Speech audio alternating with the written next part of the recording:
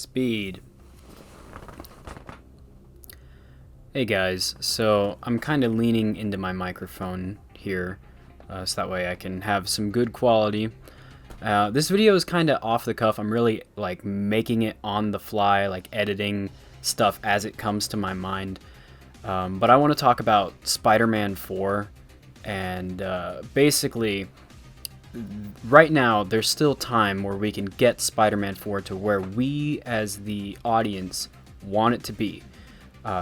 It is February 21st, 2024, and there are rumors going around that Sony wants Spider-Man 4 to be multiversal, like No Way Home, and there are rumors that Marvel Studios wants to keep it street level and grounded with like Daredevil and Kingpin, and allegedly, I'm not saying this is the truth, but allegedly, Tom Holland and Kevin Feige, they want this. And I think most of the fans want this as well. We just got Spider-Man in the place where he has to be. He has finally become Spider-Man, right? Over the course of all three movies, he slowly learns with great power comes great responsibility. And each movie is that lesson in a different way. And then in No Way Home, it's like, all right, it's finally setting in. Right, and he's still in high school, right? So in every other Spider-Man franchise, it's like he's in high school for like a little bit, and then he's like in college or whatever. But this franchise is a little different. So this video is me basically explaining what's going on with Sony, showing how, like, in my opinion, Sony should not be involved in the creative choices involving these franchises like Madam Web, Kraven the Hunter, Venom, and Spider-Man, and why Marvel should basically have full creative control here, because Marvel's track record, you know, I know they're going downhill, but they have not hit the lows that Sony has hit yet. All right, I'd still rather have Marvel in control, especially since their Spider-Man series is like one of the highest rated trilogies ever. So I got to talk about Madam Web, and that's going to lead into Spider-Man 4. And basically what needs to happen with that movie in order to get it to where we need it to be. This video is also going to serve as like a time capsule, so if Spider-Man 4 comes out and it is multiversal and it turns out to be bad, or maybe it is multiversal and it's a good movie, but it's still not quite what audiences want. I know High Top Films is probably going to be like, fuck this. But basically, we can come back to this video and we can see like, oh shit, like this was 100% Sony's fault again, right? So here we go. This is basically the journey on how we got to this point. Allegedly, Sony is like starting to completely restructure its spunk universe with its villains. You know, the Spider-Man movies that they're making without Spider-Man for some reason. Whatever. Here we go. Enjoy the video. Bunch of different sources here. I've had to cut out a bunch. And also, I want to make one thing very clear. Like, I do respect the filmmakers involved with these movies, the actors, the actresses, whatever. I don't really have respect for the people behind the movies, as you will soon learn, especially if you've seen my How Sony Ruined. And also, like, I know I'm saying how Sony ruined, right? That's how I feel. If you love these movies, that's great. Please do not let my opinion take away your enjoyment for these movies. So anyway, watch the video, and let's see what happens in the future, guys. Oh dear. Here we go. Dakota, this is the first appearance of Madam Web in Marvel Comics. I ordered this just to bring it today. Wow. Have you had a chance to actually physically hold this and flip the pages? I actually have, but this one looks like a first edition, is it? Yeah, it is a low grade. It was the best I was able to find on like a reasonable price. Whoa. And that sleeve is in there on the actual first like page where your character shows up. Yeah. So when you hear about the role, like, do you turn to the comic? Do you like, what is it like to see it? It's this many years ago this was published, and now you get to bring it to life. Nobody's ever done that before.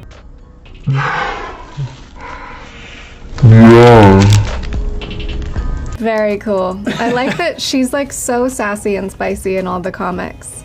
Yeah. She's got some sauce going on. She's very saucy. This movie was put out by Sony in association with Marvel, probably not to the level of association that Tom Holland's 3 Spider-Man movies were. This video is inspired by essentially every live-action film that Sony has had some involvement in since Spider-Man 3 in the Spider-Man-verse, that being Spider-Man 3, The Amazing Spider-Man 1 and 2, Venom, Venom Let There Be Carnage, Morbius, and Madam Web. Since it got pushed back due to the strikes last year, none of us got to see what Sony did with Kraven the Hunter, but we will this year, so I can't really comment on whether or not Sony treated that property with respect. Don't you want to know why they call me the Rhino? And of course I know that Tobey Maguire's Spider-Man films don't necessarily relate to the Sony Spider-Man universe that they're trying to set up right now, nor do Andrew Garfield's movies, but this is not about that.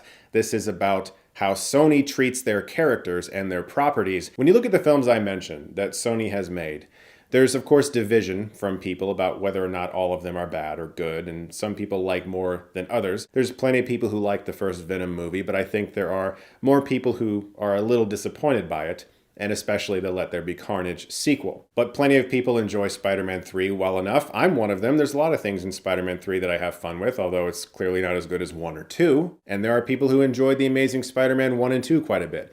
But I think that if you were to look at a consensus, the consensus is that the live-action, Sony-based Spider-Man universe movies have not exactly all been home runs. 2 of the writers of Madam Web worked on another film in the Sony universe that has been heavily criticized called Morbius. What are you reading? Nothing really, just, no. What are you reading? Oh, well.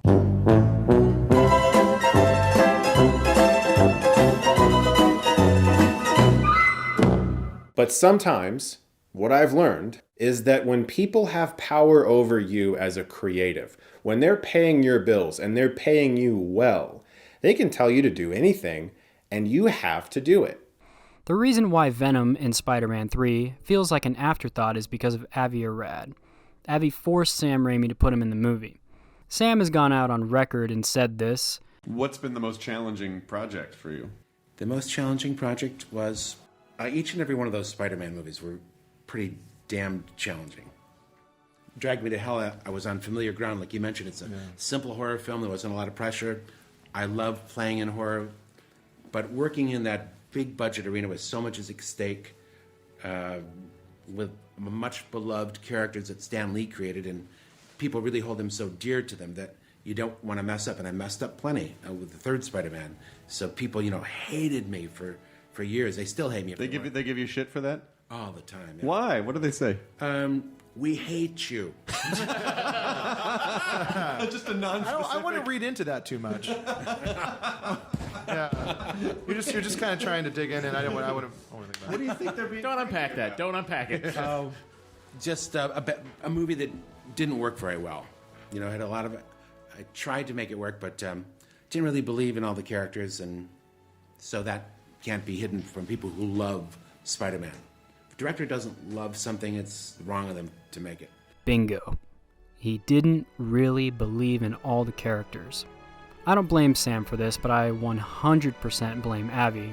Sometimes that's exactly what it feels like when you're a creative dealing with a larger entity that has control over your creation, or at least your script or your story or your characters.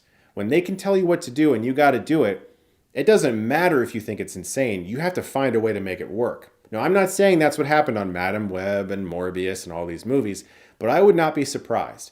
I could not help but see the myriad of evidence that has been laid at all of our feet that this is a studio that is simply retaining the rights to their characters, that does not care about the quality of this experience they're giving us. The most anticipated film of the year, Madam Web. So Madam Web's the newest Sony property that's essentially Spider-Man characters, but not in a Spider-Man world, because they can't do that. This script is hot garbage. Almost passed out. Hold on. After watching the movie, I understand the Dakota Johnson interviews about the movie. Makes it much more hilarious, kind of sad at the same time. That is to say, the picture's much more clear. You can understand how she's probably sitting there during interviews like, as Linkin Park once said, in the end, it doesn't even matter. Wow. Have you had a chance? Welcome back, everyone. It's Charlie. The Madam Web movie was released recently, and as I said during my review of that, it's a total mess, just to say the least. Normally, after something like that, we just expect Sony, or any studio for that matter, to just pack it up, call it a day, roll on to their next movie in their Spider-Man universe of spin-off movies like the Craven movie and Venom 3, which are coming later this year. And just pretend like Madam Web never happened, like there is no Madam Web movie, we have no idea what you're talking about. Just write off the loss and move on to your next big Spider-Man spin-off movie. But a couple of days after the release, some of the trades were reporting that the Madam Web movie may have just killed Sony's larger Spider-Man connected universe of movies that they were planning on setting up with all their different characters crossing over.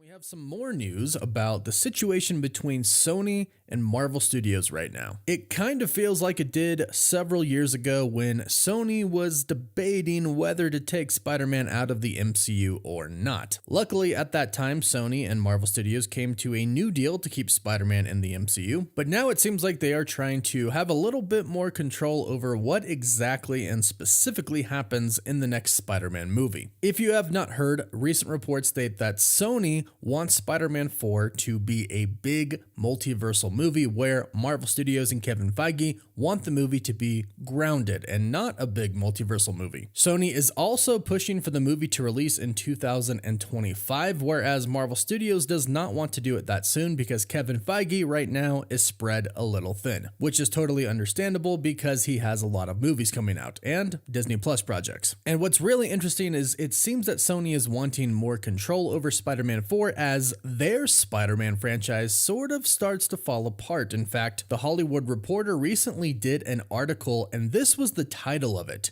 Inside Sony's Madam Web Collapse. Forget about a new franchise. With the subtitle stating this: the flop is wiping out an entire plan for a new movie series as the studio becomes the latest superhero studio in need of a pivot. So Sony is trying to get more control over the MCU Spider-Man while they get less and less in control of their own situation with their own live-action Spider-Verse adjacent universe. But we have even more details today about what is happening between Sony and Marvel. This new report is coming from insider Daniel RPK, who gave us a few new tidbits about what is happening between Sony and Marvel right now, and some of these are actually good. Kind of, and of course I'll explain. But his first point is not good. He states, I can also confirm that Sony wants to rush Spider-Man 4 no matter what. These Marvel Spider-Man films are done in partnership with Sony.